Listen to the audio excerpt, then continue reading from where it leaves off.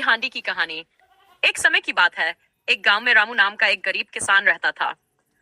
वह मेहनती था, लेकिन गरीबी उसकी जिंदगी का हिस्सा बन गई थी। एक दिन रामू लकड़ियां काटने जंगल गया। वहां उसने एक बूढ़े साधु को भूखा और थका हुआ देखा।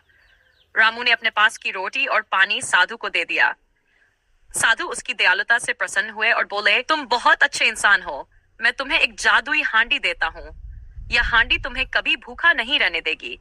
इसमें जो भी डालोगे और जो नाम लोगे वह खाना तैयार हो जाएगा, लेकिन इसका गलत इस्तेमाल मत करना।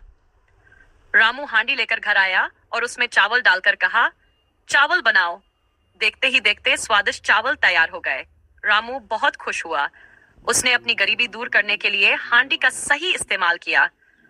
वह न केवल खुद खाता बल्कि पड़ोसियों को भी खिलाता। लेकिन गांव का मुखिया, जो स्वभाव से ईर्ष्यालु था, रामू की खुशी से चिढ़ गया। उसने हांडी चुराने का प्लान बनाया। एक रात मुखिया ने हांडी चुरा ली और अपने घर ले आया। उसने बिना कुछ सोचे हांडी से कहा, सोना बनाओ। लेकिन हांडी ने कुछ नहीं किया।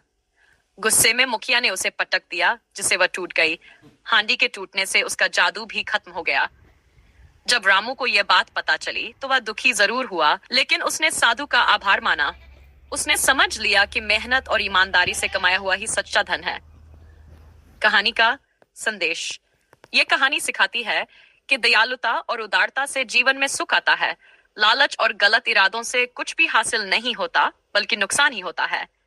मेहनत और ईमानदारी से कमाई गई चीजें ही लंबे समय तक हमारे साथ रहती हैं।